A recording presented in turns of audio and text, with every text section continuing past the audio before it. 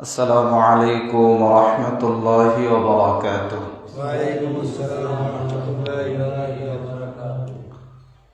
الحمد لله رب العالمين، والصلاة والسلام على سيد الأنبياء والمرسلين وعلى آله وأصحابه أجمعين. أما بعد فأعوذ بالله من الشيطان الرجيم. بسم الله الرحمن الرحيم. ولنبلونكم بشيء من الخوف والجوع ونقص من الأموال والأنفس والثمرات وبشر الصابرين.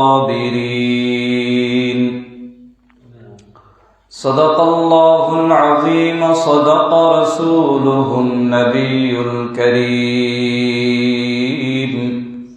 ونحن على ذلك من الشاهدين والشاكرين والذاكرين، والحمد لله رب العالمین.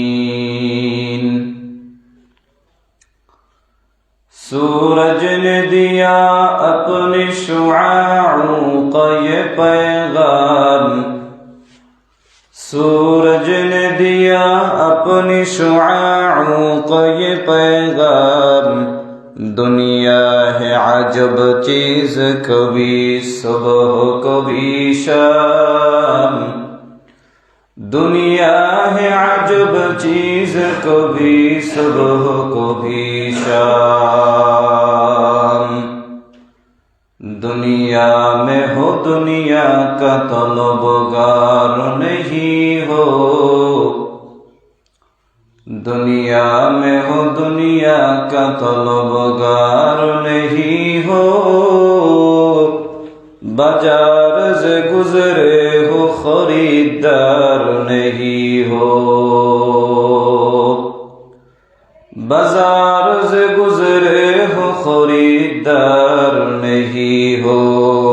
لا الہ الا اللہ،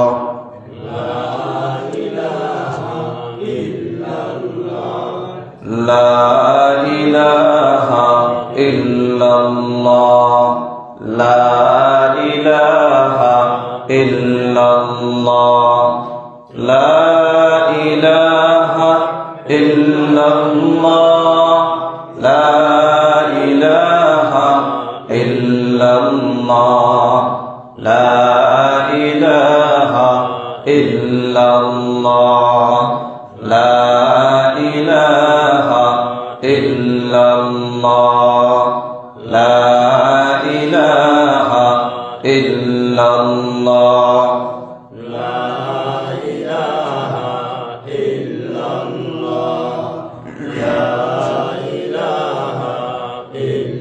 اللہ، لا الہ الا اللہ، لا الہ الا اللہ، لا الہ الا اللہ محمد رسول اللہ صلی اللہ علیہ وسلم. আল্লাহ পাকের দরবারে লাখো কোটি শুকর ও সুজুদ যে মহান আল্লাহ পাক রব্বুল আলামিন আমাদেরকে জুমার দিন জুমার নামাজ আদায় করার জন্য আল্লাহর ঘর মসজিদে আসার বসার তৌফিক যে আল্লাহ দান করেছেন, সবাই শুকরিয়া আদায় করি আলহামদুলিল্লাহ। বর্তমানে রজব মাস চলে, আজকে মাগরিবের পর থেকে শাবান মাস শুরু হবে। শাবানের পরেই আসতেছে রমজান মাস, অনেক কাছাকাছি। রজব, শাবান, রমজান কয়েকটাই খুব গুরুত্বপূর্ণ একটা মাস। এই মাসগুলো আসলে পয়গম্বর আলাইহিস সালাতু ওয়াস সালাম আরো বেশি বেশি ইবাদত করতেন, রমজানের প্রস্তুতি নিতেন। শাবান মাসে পয়গম্বর বেশি বেশি রোজা রাখতেন, ইবাদত করতেন। সাহাবায়ে কেরামদেরকেও বলতেন যাতে রমজানের প্রস্তুতি নিতে পারে। তারপরে শাবান মাসে গুরুত্বপূর্ণ রজনী শবে বরাত আছে। এই বিষয়গুলো নিয়ে আলোচনা আমরা এই জুমায় করব না, সামনের জুমায় ইনশাল্লাহ আরো একটা জুমা আছে সামনে। এটা বইলে রাখলাম তার কারণ আবার বোঝার চাইতে বেশি বুঝি তো আমরা, যে হুজুরের মনেই নেই যে শাবান মাস চলে, জানিই না শবে বরাত কি। হে জানে খুব, এত বছর মাদ্রাসায় পড়ালেখা কইরা, এত কষ্ট মেহনত কইরা আমরা কিছু জানি না, হে সব জানে। হুজুরে কয় নাকি লিখে বই কইবে লিখে বিষয়টা ক্লিয়ার করলাম, যেটা সামনের জন্য আলোচনা হবে ইনশাআল্লাহ। তো আমরা যে বিষয়টি নিয়ে আলোচনা করতেছিলাম, অনেক কথা, অনেক লম্বা কথা হয়ে গেছে। বয়ানে কতটুকু ফায়দা হয়, কতটুকু হয় না, সেটা আল্লাহ পাকই ভালো জানে। দায়িত্ব হিসেবে, কর্তব্য হিসেবে যতটুকু বলা ততটুকু বলতেছি। আলোচনার মূল পয়েন্ট ছিল যে ইবাদত কবুল হওয়ার জন্য 4টা শর্ত। 1 নম্বর শর্ত নিয়ে আমরা লম্বা আলোচনা করছিলাম ইলম সম্পর্কে, যে ইলম আমাদেরকে অর্জন করতে হবে, কিভাবে অর্জন করব সেই পদ্ধতিও মোটামুটি বলা হয়েছে। 2 নম্বর গুণ হইল ধৈর্য। 2 নম্বর গুণ কি? ধৈর্য। এই ধৈর্য সম্পর্কে লম্বা আলোচনা হয়েছে, তাকদীর সম্পর্কে লম্বা আলোচনা হয়েছে, ভালো মন্দ সম্পর্কে লম্বা আলোচনা করা হয়েছে। আসেন এই ধৈর্য জিনিসটা কি, এটার মর্যাদা কত, এই ধৈর্য আমরা কেন ধারণ করব, কিভাবে ধারণ করব? ধৈর্য মানে হইল সংযম থাকা, বিরত থাকা। একজনের সাথে আমার বাজছে, কথা কাটাকাটি হোক, মারামারি হোক, ধুম বাজা বাজছে, আমার শক্তি আছে, হিম্মত আছে, পাওয়ার আছে, আমি তার প্রতিহত করতে পারি। আমার একটা দেশে আমি 3টে দিতে পারি, সেরকম পাওয়ার কি আমার আছে, তারপরেও আমি দিব না। এটার নাম ধৈর্য। এটার নাম কি? ধৈর্য। এটা হলো একটা ধৈর্য। 2 নম্বরে ইবাদত করতেছি, কথার কথা নামাজ পড়তেছি, নামাজে আমার মনোযোগ আসে না, আমার মনে চায় আমি দুনিয়ার কাজে যাই, এখানে বসতেই মনে চায় না, শয়তান ধোঁকা দেয়, তারপরেও আমি এখানে বসেই থাকবো, আমি ইবাদতই করব, মনে না চাইলেও করব। এটা একটা ধৈর্য। এটা কি? ধৈর্য। 3 নম্বর, আল্লাহ তাআলা যে বলছিলেন তাকদীরে আল্লাহ যা লিখে রাখছেন সেটাই হবে, সেখানে আমার জীবনে ভালো কিছু হইতে পারে, খারাপ কিছু হইতে পারে, আমি অসুস্থও থাকতে পারি, সুস্থও থাকতে পারি, আমার সংসার ভালোও চলতে পারে, কষ্টেও চলতে পারে, টাকা পয়সা থাকতেও পারে, নাও থাকতে পারে। কি এরকম হয় কি হয় না? কাজে আল্লাহ তাআলা যে পরীক্ষা করবেন, এই পরীক্ষায় পাশ করার জন্য ধৈর্য ধারণ করতে হবে। এটা 3 নম্বর ধৈর্য। এটা খুব মারাত্মক এক ব্যাপার। ধৈর্য ধরাটা খুব কঠিন এক বিষয়। এবার আসেন ধৈর্য ধরলে কি লাভ হবে? আল্লাহ তাআলা বলছেন আল্লাহু ইউহিব্বুস সাবিরিন, ধৈর্যশীলদেরকে আল্লাহ ভালোবাসেন। সুবহানাল্লাহ বলেন সবাই। ধৈর্যশীলদেরকে আল্লাহ কি করেন? ভালোবাসেন। আল্লাহ যারে ভালোবাসে সে কত দামি মানুষ। কথা কয় কেন? আল্লাহ যারে ভালোবাসে সে কি বড় দামি মানুষ। আল্লাহ বলছে আল্লাহু ইউহিব্বুস সাবিরিন, আমি ধৈর্যশীলদেরকে ভালোবাসি। অন্য আয়াতে আল্লাহ তাআলা বলছেন ইন্নাল্লাহা মা'আস সাবিরিন, আমি ধৈর্যশীলদের সঙ্গেই থাকি। সুবহানাল্লাহ কয় না? এখানে আর কি একটু টান দিয়ে কইতেন আমি ধৈর্যশীলদের সঙ্গেই থাকি, হ্যালো সুবহানাল্লাহ কইতেন নাকি? বোঝেন না সুবহানাল্লাহ কোন সময় কইতেন? আল্লাহ কি বলছে? আমি ধৈর্যশীলদের সঙ্গেই থাকি, তাদের সঙ্গেই আমি থাকি।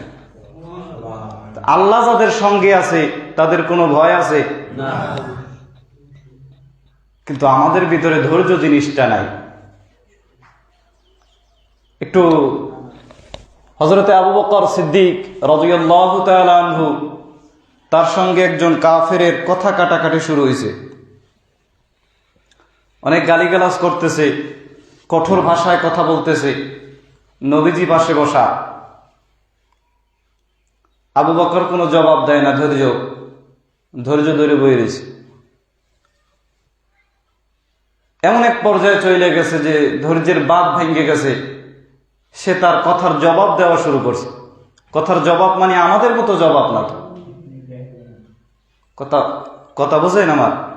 জবাব তো আমরাও দিই, একজনের সাথে বাজলে আমরাও জবাব দিই, আমার সাথে বাজলে আমিও জবাব দিব, কিন্তু সেই জবাবটা আমাদের মতো ছিল না। একজনের সাথে আমার বাজছে, তুই আমার চেনো, আমি কেডা? না, এরকম জবাব তো তারা দেয় নাই। আবু বকর জবাব দেওয়া শুরু করছে, পয়গম্বর আলাইহিস সালাতু ওয়াস সালাম ওখান থেকে উঠে চলে গেছে। আবু বকর বুঝতে পারছে যে নবী হয়তো মন খারাপ করছেন। নবীর কাছে গিয়ে জিজ্ঞেস করছে, নবীজি আপনি চলে গেলেন কেন?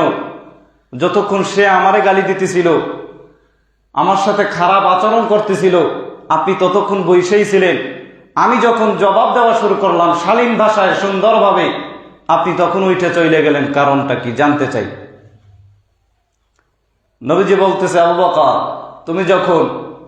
তোমাকে যখন গালি দেওয়া হইতেছিল, খারাপ কথা বলা হইতেছিল, তোমার পাশে একজন ফেরেশতা দাঁড়াইয়া তার কথার জবাব দিতেছিল। তুমি যখন জবাব দেওয়া শুরু করছো, ফেরেশতা চলে গেছে। ফেরেশতা কি করছে? এজন্য আমিও চলে গেছি। সাহাবায়ে কেরামের আদর্শের মতো আদর্শ যদি আমরা অর্জন করতে পারি, তাহলে আমরাও তাদের মতো দামি মানুষ হইতে পারব।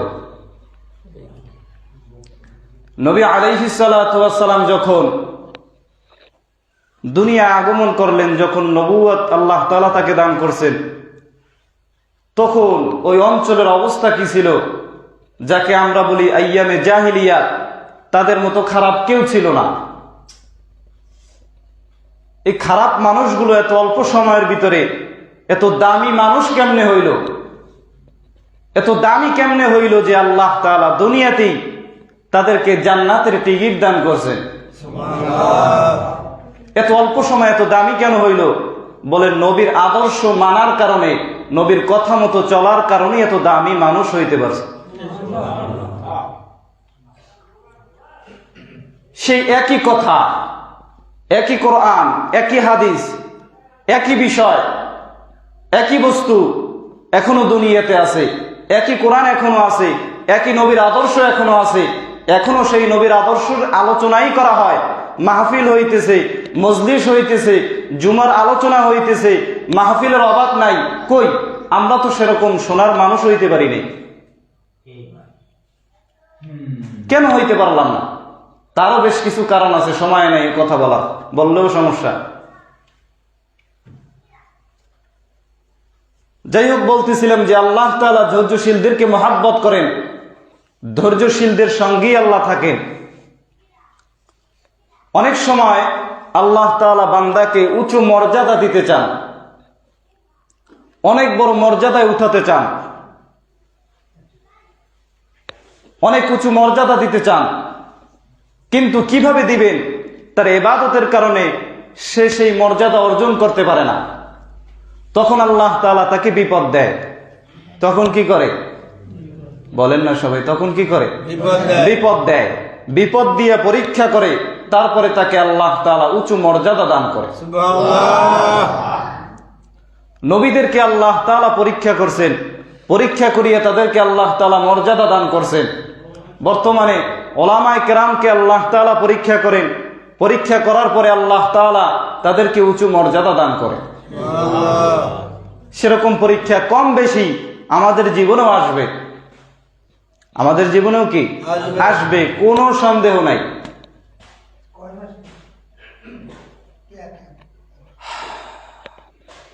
সবার জীবনে পরীক্ষা আসবে। এক বুজুর্গ ছিলেন আবুল হাসান খিরকানী রহমতুল্লাহি আলাইহি, অনেক বড় বুজুর্গ। তো তার একজন মুরিদ তার সাথে দেখা করার জন্য আসলেন। আসার পরে দেখে আল্লাহর ওলি বাড়িতে নাই। জিজ্ঞেস করলেন, আল্লাহর ওলি কি ঘরে আসেনি? তো ঘর থেকে তার স্ত্রী কর্কশ ভাষায়, কঠোর ভাষায় কিছু গালিগালাজ করলো, খারাপ কথা তাকে বললো যে আমি কিছু জানি না, আবিজাবি অনেক কিছু, কর্কশ ভাষায়। আসলে নিয়মও এইটা, নিয়মও কি এইটা। আমি বাসায় নাই, আমার বাসায় একজন গেল, কথার কথা যে হুজুর কি বাসায় আসেনি? এখন যদি আমার স্ত্রী কয় হয় বাসায় আছে, না নাই বাসায়, আমি উঠে বন ভাইয়া, হ্যাঁ, তখন একটা অন্তরের ভিতরে কুমন্ত্রণার সৃষ্টি হয়। এজন্য বলা হয়েছে বাসায় না থাকলে যদি জবাব দিতেই হয় তাও কর্কশ ভাষায়, যেতে তার মনের ভিতরে এটার সেট না করে। যাই হোক, আল্লাহর ওলির স্ত্রী কর্কশ ভাষায় জবাব দিলেন, আরো অনেক কিছু বললেন। তো সেই মুরিদ একটু মন খারাপ হইল যে আল্লাহর ওলি, এত বড় আল্লাহর ওলি, বুজুর্গ মানুষ, তার স্ত্রী এমন কেন, তার ভাষা এরকম কেন, তার ব্যবহার এরকম কেন?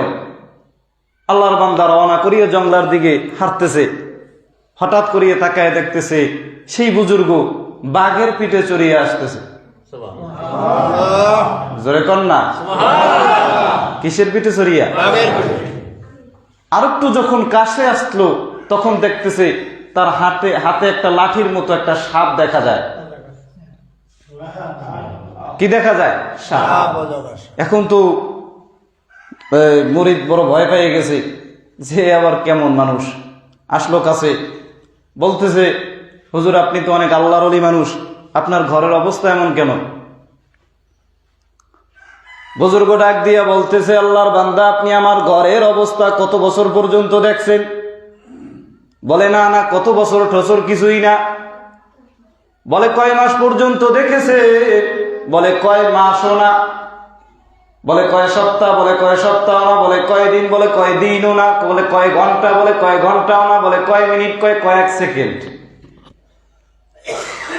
বলে আমার ঘরের অবস্থা কয়েক সেকেন্ড দেখিয়াই আপনার ধৈর্য হয় না?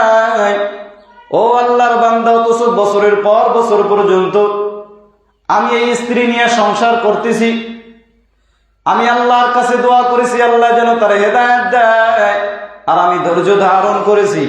এই ধৈর্য ধরার কারণে আজকে আল্লাহ তাআলা আমার এমন উঁচু মর্যাদা দান করেছে যে আল্লাহ তাআলা বাঘ আমার গোলাম বানায় দিয়েছেন, আর সাপ আমার হাতের লাঠি বানায় দিয়েছে। ধৈর্যের কারণে এত ফজিলত, এত মর্যাদা আল্লাহ তাআলা দিয়েছে। শুধু এটাই কি মর্যাদা? এটা তো দুনিয়ার ব্যাপার। এক হাদিসের ভিতরে বলা হয়েছে কিয়ামতের ময়দানে আল্লাহ তাআলা যখন বিচার নেবেন, আমাদের বিচার হবে কি হবে না? সব কিছুর বিচার আল্লাহর আদালতে দিতে হবে। বিচার কার্য শুরু হওয়ার আগে একজন ফেরেশতা ঘোষণা করবে, ও ধৈর্যশীল ব্যক্তিরা আপনারা কোথায়? সব ধৈর্যশীল ব্যক্তিরা দাঁড়ায় যাবে। এখানে বলা হয়েছে যে ধৈর্য ধরতেই হবে যদি একটা ধৈর্য আল্লাহর কাছে কবুল হয়। কয়টা ধৈর্য? একটা ধৈর্য। ওটাই আমার জন্য কামিয়াবের রাস্তা, যদি একটা ধৈর্য আল্লাহর কাছে কবুল হয়। ফেরেশতা ঘোষণা করবে ধৈর্যশীল ব্যক্তিরা কোথায়? ধৈর্যশীল ব্যক্তিরা সবাই দাঁড়ায় যাইবে। সে সময় যদি আমি ধৈর্যশীল হই তাহলে আমিও দাঁড়াইতে পারবো, আপনি ধৈর্যশীল হইলে আপনিও দাঁড়াইতে পারবেন। এখন চিন্তা করেন যে আপনার ধৈর্যের পয়েন্ট কত, আপনার ধৈর্যটা কতটুকু আছে, সেটা আপনি আমি ভালো জানি। সব ধৈর্যশীল ব্যক্তিরা দাঁড়ায় যাইবে, ফেরেশতা বলবে চলেন আপনারা জান্নাতের দিকে চলেন। জান্নাতের গেটে যাওয়ার পর দেখবে জান্নাতের দরওয়াজা খোলা। তারা বলবে আমাদেরকে জান্নাতের ভিতরে ঢুকতে দাও। জান্নাতের গেটে দাঁড়ানো দারোয়ান থাকবে ফেরেশতা রিজওয়ান। রিজওয়ান আল্লাহর কাছে বলবে আল্লাহ, বড় আশ্চর্য বিষয়, আপনার বিচার কার্য এখনো শেষ হয় নাই, অথচ আপনার কিছু বান্দা বান্দি বলতেছে তারা নাকি জান্নাতে ঢুকতে চায়, আপনার ফয়সালা কি? আল্লাহ বলবো ফেরেশতা, আমার ফয়সালা তো আমি আল্লাহ আমার কিতাবই দিয়ে দিছি। ইন্নামা ইউওয়াফাস সাবিরুনা আজরাহুম বিগাইরি হিসাব।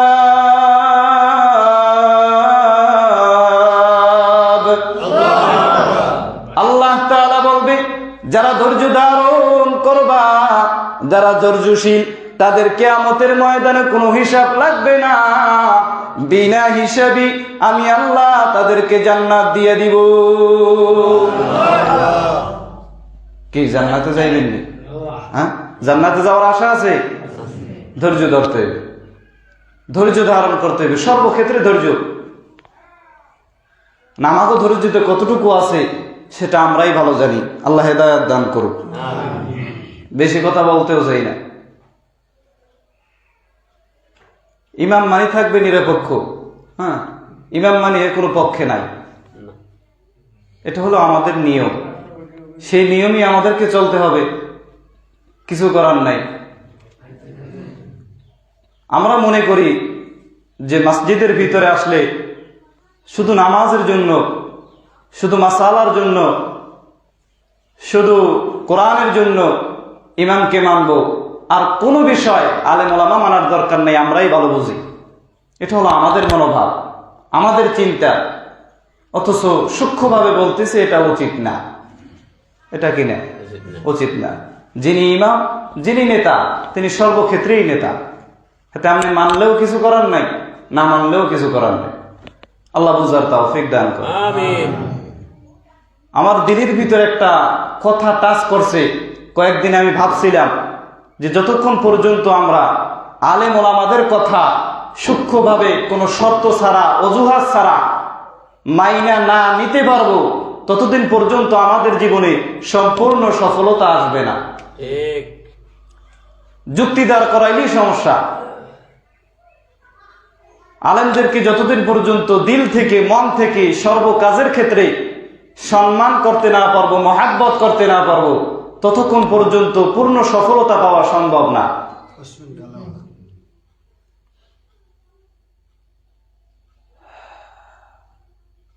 নবীজি সাল্লাল্লাহু আলাইহি ওয়াসাল্লাম দুনিয়া থেকে চলে গেছে, এখন আর নবী আসবেনি দুনিয়ায়?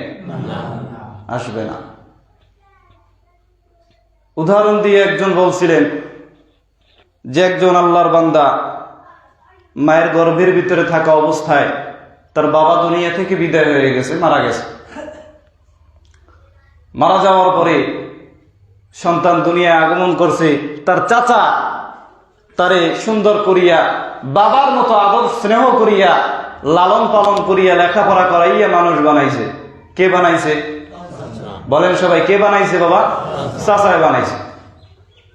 এখন কেউ যদি একজনে বলে যে ওই যে তোমার চাচা আছে, চাচারে তুমি তোমার বাবার মতো শ্রদ্ধা করবা, সম্মান করবা, কেউ যদি বলে, এটা কি তার ভুল হইবে? না। কারণ সে বাবার দায়িত্ব পালন করছে। কোরআনের কথা বলা, ইসলামের কথা বলা, মানুষকে ইসলামের দিকে দাওয়াত দেওয়া, মানুষকে কোরআনের বুঝ দেওয়া, এটা ছিল নবীদের কাজ। কাদের কাজ? নবীদের কাজ। যেহেতু নবী দুনিয়ায় নাই, আসবেও না কোনোদিন, এই কাজ দেওয়া হয়েছে ওলামায়ে কেরামের উপরে। এটা আপনিও দেন নাই, আমিও দিই নাই। পয়গম্বর আলাইহিস সালাতু ওয়াস সালাম বইলে গেছে, ওলামায়ে কেরাম হলো আমার ওয়ারিস। ওলামায়ে কেরাম আমি না থাকা অবস্থায় তারা আমার দায়িত্ব পালন করবে। এখন কেউ যদি বলে যে তোমার নবীর দায়িত্ব যেহেতু ওলামায়ে কেরাম পালন করছে, তাহলে নবীর মতোই ওলামায়ে কেরামকে সম্মান করবা, তাহলে এটা কি ভুল হবে? না। আল্লাহ বুঝার তৌফিক দান। আমিন। ব্যাংকে সুরে কথা কম যায় না, বুঝলে বুঝ কথা, না বুঝলে তেজ কথা। বুঝে কানাডা দেবে খাওয়াই। আরে মুসলমান ইমানদার, আল্লাহ তাআলা বলে ধৈর্যশীলদেরকে আমি বড় মহাব্বত করি। সর্বক্ষেত্রেই ধৈর্য, মুসিবতের বেলায় ধৈর্য, ইবাদতের বেলায় ধৈর্য, ঝামেলার বেলায় ধৈর্য, সর্বক্ষেত্রেই ধৈর্য ধারণ করতে হবে। মুসিবত তো আমাদের উপরে আছে, সাহাবায়ে কেরামের উপরেও মুসিবত কম আসে নাই, নবীদের উপরেও মুসিবত কম আসে নাই। সেই হিসাবে আমাদের মুসিবত কোনো মুসিবতই না। আল্লাহ তাআলা নবীদেরকে যে বিপদ দিয়া পরীক্ষা করেছে, আমাদেরকে আল্লাহ তাআলা সে বিপদ দেয় নাই, দেবেও না, দিলেও আমরা টিকবো না। সাহাবায়ে কেরামকে আল্লাহ তাআলা যে বিপদ দিয়েছেন, আমাদেরকে সেই বিপদ দেয় নাই, দেবেও না, দিলেও আমরা টিকবো না। সেই ঈমান আমাদের নাই। বড় বড় উলামায়ে কেরামকে আল্লাহ তাআলা যেমন পরীক্ষা করেছে, আমাদেরকে তেমন পরীক্ষা করবেন না, করলেও আমরা টিকবো না। সাহাবায়ে কেরাম রাদিয়াল্লাহু তাআলা আনহুকে আল্লাহ তাআলা কেমন পরীক্ষা করেছে। নবীর সাহাবীদের একটা নিয়ম ছিল, ফজরের আজান যখন হয়ে যাইত, সবাই দল বাঁধিয়া মসজিদে গিয়ে হাজির হয়ে যাইতেন। মসজিদে গিয়ে অপেক্ষা করতেন যে পয়গম্বর আসবেন, পয়গম্বরের পিছনে দাঁড়াইয়া আমরা নামাজ আদায় করব। সবাই কি করতেন? অপেক্ষা করতেন। আমরা অপেক্ষা করি, তারা অপেক্ষা করে, আমরাও কি অপেক্ষা করি। হায় হায়, নবীর অনেক সময় দেরি হইতো মসজিদে আসার সময়, অনেক সময় দেরি হইতো। এরকম আপনার আমার মতো সামান্য কোনো মুসল্লি সেখানে ছিল না। আবু বকর ছিল, ওমর ছিল, ওসমান ছিল, আলী ছিল। হ্যাঁ, নবীজি আসতেছেন না, দেরি হইতেছে, তো বলতেছে দেখি নবী অসুস্থ কিনা, কোনো সমস্যা হয়েছে কিনা। তো বাসায় গিয়ে দেখতেছে হযরতে আয়েশা রাদিয়াল্লাহু তাআলা আনহা, নবীজির স্ত্রী, তিনি নবীজির চুল আশ্রয় দিতেছে, চুল পরিপাটি করে দিতেছে। কি করে দিতেছে? এমন যদি আমগো এনে কেউ যাই দেয় যে আমার বউ আমার চুল আশ্রয় দেয়, আমি জামাতে দেরি হয়ে গেছে, কাম হইলে এদিন এদিন কাম হয়ে গেল। কথা ঠিক না? সাহাবায়ে কেরাম অপেক্ষা করতেন যে পয়গম্বর আসবেন, পয়গম্বরের পিছনে দাঁড়াইয়া আমরা নামাজ আদায় করব। আবার নামাজ শেষ হওয়ার পর আপনার আমার মতো উঠিয়া দৌড় দিতেন না, তাদেরও কাজ ছিল দুনিয়ায়। তারা অপেক্ষা করতেন যে পয়গম্বর বয়ান করবেন, কথা বলবেন, আমল আখলাকের কথা আমল করাইবেন, সেগুলো করব, তারপরে বাসায় যাব। তার ভিতরে একজন সাহাবা আগেও আসে না, যখন ইকামতের সময় হয় তখন আসিয়া জামাতে হাজির হয়। আবার যখন সালাম ফিরানো হয়ে যায় বসিয়াও থাকে না, দৌড় দিয়ে বাসায় চলে যায়। সাহাবায়ে কেরাম পয়গম্বরের কাছে বিচার দিলেন, ও পয়গম্বর, আপনার অমুক সাহাবী ইকামতের সময় আসে, আবার সালাম ফিরে চলে যায়। পয়গম্বর একদিন, 2 দিন, 3 দিন বিচার দেওয়ার পর পয়গম্বর বললেন, ঠিক আছে চলেন সাহাবীর বাসায় যাই, দেখি কোন সমস্যা, দেখি কি সমস্যা হয়েছে। আমরা হলে কইতেন 2 দিন 3 দিন আই গেছে, শেষ হয়ে গেছে, সব শেষ। নবীজি সাহাবীদেরকে নিয়ে গেলেন, বাসায় যাওয়ার পর সালাম জানায় দিলেন, কিন্তু কোনো জবাব নাই। আবার সালাম দেওয়া হইল, কোনো জবাব নাই। আবার বলা হইল, সাহাবী আপনি কি বাসায় নাই? আপনার দরওয়াজার সামনে পয়গম্বর দাঁড়ায় রইছে। সাহাবী ভিতর থেকে কান্নার আওয়াজ দিল। কান্নার আওয়াজ দিয়ে বলতেছে, ও পয়গম্বর, বেয়াদবি মাপ চাই, তবে আমি যে আপনার সামনে আসিয়া দাঁড়াবো, দাঁড়ানোর মতো বস্ত্র আমার পরিধানে নাই। পয়গম্বর আলাইহিস সালাতু ওয়াস সালাম একটা চাদর দিলেন, চাদরটা আবৃত করিয়া সাহাবী বাইরে বের হইল। সাহাবী কান্না করতেছে। পয়গম্বর বলতেছে, ও সাহাবা, আপনার সমস্যা কি একটু বলেন। বলতেছে, পয়গম্বর, আপনার সাহাবী এত গরীব। ও পয়গম্বর, আমার ঘরের ভিতরে একটা মাত্র কাপড়।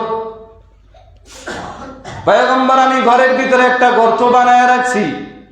যখন নামাজের আযান হয়, নামাজের সময় যখন হয়, আমার স্ত্রীকে আমি গর্তের ভিতরে রাখিয়া কাপড়টা আমি পরিধান করিয়া মসজিদে গিয়া নামাজ আদায় করি। আবার যখন সালাম ফিরানো হয়ে যায়, আবার তাড়াতাড়ি বাসায় ফিরে আসি। আমি গর্তের ভিতরে ঢুকিয়া যাই, কাপড়টা বিবিকে দেই, বিবি ওই কাপড় পরে নামাজ আদায় করে নেয়। পয়গম্বর আলাইহিস সালাতু ওয়াস সালাম কান্না করে আর আল্লাহর কাছে দোয়া করে, ওগো মাওলা,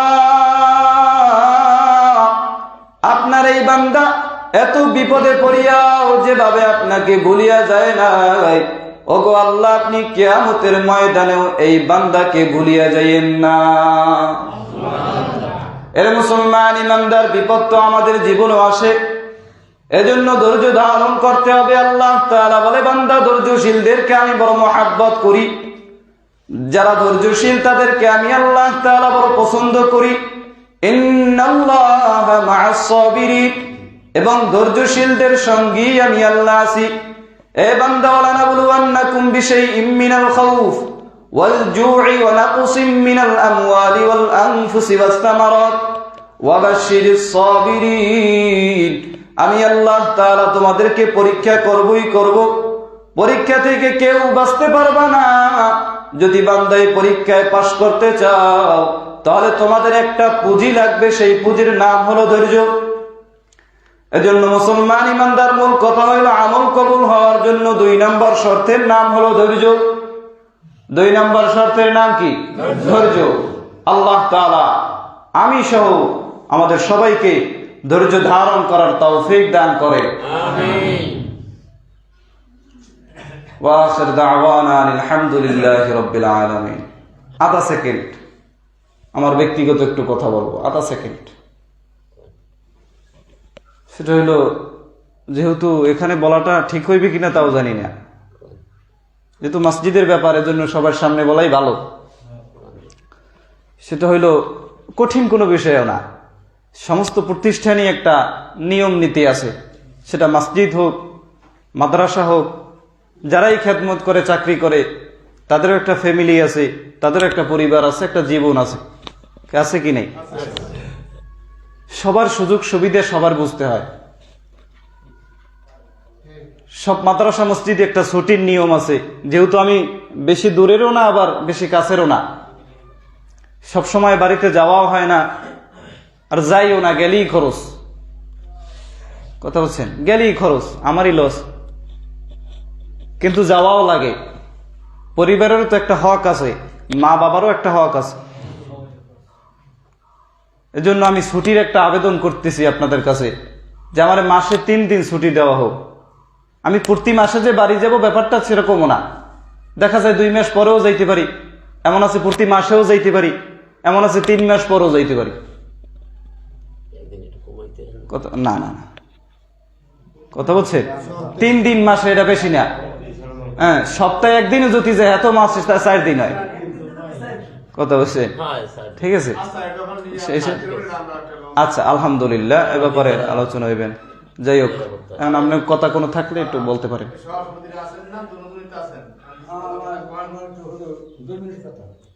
আচ্ছা, বলেন।